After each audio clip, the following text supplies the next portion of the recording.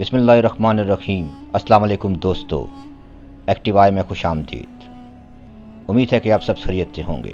آج ہم آپ کو بیان کرنے جا رہے ہیں حضرت عمر رضی اللہ تعالیٰ عنہ کے ایمان لانے کا واقعہ۔ سب سے پہلے میں آپ کو بتاتا چلوں، حضرت عمر رضی اللہ تعالیٰ عنہ خلفائے راشدین میں دوسرے نمبر پر ہیں۔ حضور صلی اللہ علیہ وآلہ وسلم حضرت عمر کے بارے میں دعا فرماتے، اے اللہ اسلام کو عمر کے ذریعے قوت اور عزت عطا کر۔ حضور صلی اللہ علیہ وآلہ وسلم کا یہ بھی فرمان ہے کہ میرے بعد اگر کوئی نبی آتا تو وہ عمر ہوتے۔ اب میں آپ کو حضرت عمر رضی اللہ تعالیٰ عنہ کے اسلام لانے کا واقعہ بیان کرتا ہوں۔ کفار کا ظلم عروج پر تھا۔ نبی صلی اللہ علیہ وآلہ وسلم اللہ کا پیغام لوگوں تک پہنچانے میں مصروف تھے۔ حضرت حمزہ رضی اللہ تعالیٰ عنہ اسلام میں داخل ہونے والے 39ویں مسلمان تھے۔ ایسے میں میرے پاک نبی صلی اللہ علیہ وآلہ وسلم ہاتھ اٹھا کر اللہ سے دعا کرتے کہ یا اللہ تو نے ایک شیر تو عطا کر دیا، اب دوسرا شیر بھی حضرت عمر خطاب یا عمر بن حشام کی صورت میں عطا فرما دے۔ دوسری طرف عمر رضی اللہ تعالیٰ عنہ نے ارادہ کر لیا کہ آج نعوذ باللہ اسلام کے بانی کا چراغ ہی بجھا دیں گے۔ ننگی تلوار ہاتھ میں لیے حضور صلی اللہ علیہ وآلہ وسلم کی بارگاہ کی طرف چل پڑے۔ ادھر نبی کی دعائیں عرش پر پہنچ رہی ہیں، ادھر عمر ننگی تلوار لیے بارگاہ رسالت کی طرف تیزی سے بڑھ رہے۔ راستے میں ایک بزرگ نے روکا، عمر کدھر جا رہے ہو؟ جواب ملا، نعوذ باللہ محمد صلی اللہ علیہ وآلہ وسلم کو قتل کرنے جا رہا ہوں۔ بزرگ نے کہا پہلے اپنے گھر کی خبر لو، تمہاری بہن فاطمہ نے اسلام قبول کر لیا ہے۔ غصے سے رخ بہن کے گھر کی طرف کیا۔ دروازے پر پہنچے، اندر سے قرآن پڑھنے کی آواز آ رہی تھی۔ دستک دی، دروازہ کھولا گیا۔ غصے سے اندر داخل ہوئے، بہن اور بہنوئی کو اتنا مارا کہ وہ لہو لہان ہو گئے۔ بہن کا سر پھٹ گیا، لہو نکل رہا ہے، مار کھا رہی ہیں اور فرما رہی ہیں، عمر آپ بھی خطاب کے بیٹے ہو، میں بھی خطاب کی بیٹی ہو، جو ظلم و ستم کرنا ہے کر لو، لیکن نبی کا دامن نہیں چھوڑوں گی۔ سوچنے پر مجبور ہوئے کہ وہ کون سی طاقت ہے جو میری بہن میں بھر دی گئی ہے۔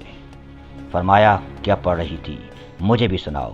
بہن نے جواب دیا پہلے غسل کرنا پڑے گا۔ حضرت عمر غسل کر رہے ہیں، نبی کی دعائیں عرش سے ٹکرا چکی ہیں، دل موم ہو رہا ہے۔ قرآن کی تلاوت سنائی گئی، تلاوت سنتے جا رہے ہیں، دل کی کیفیت بدلتی جا رہی ہے۔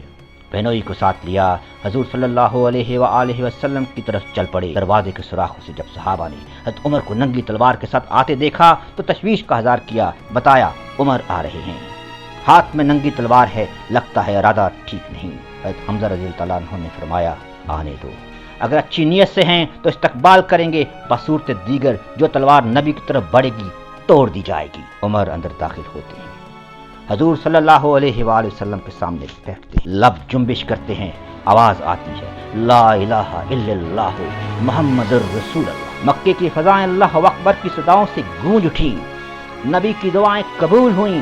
عمر رضی اللہ تعالیٰ عنہ اسلام کی صفوں میں داخل ہو چکے تھے۔ اعلان کیا آج سے مسلمان مسجد میں نماز پڑھیں گے۔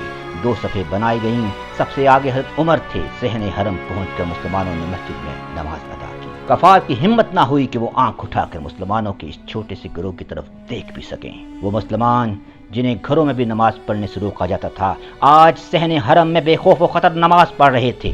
یہ ہیں حضرت عمر رضی اللہ تعالیٰ عنہ، جنہوں نے کبھی ایران تو کبھی مصر فتح کیا، جن کی تلوار نیام سے نکلتی تو دشمن پر کپ کپی طاری ہو جاتی، اور دوسری طرف رات کی تاریکی میں غریبوں، ناداروں اور ضرورت مندوں کی مدد کے لیے نکل کھڑے ہوتے کہ کوئی تکلیف میں نہ ہو۔ اگر کوئی تکلیف میں ہوا تو عمر اپنے رب کو کیا جواب دے گا؟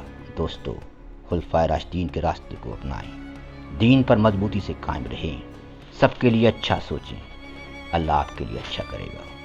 اگر آپ کو یہ ویڈیو پسند آئی ہے تو اس کو لائک اور شیئر کریں، ہمارے چینل کو سبسکرائب کریں اور بیل آئیکن کو لازمی پریس کریں۔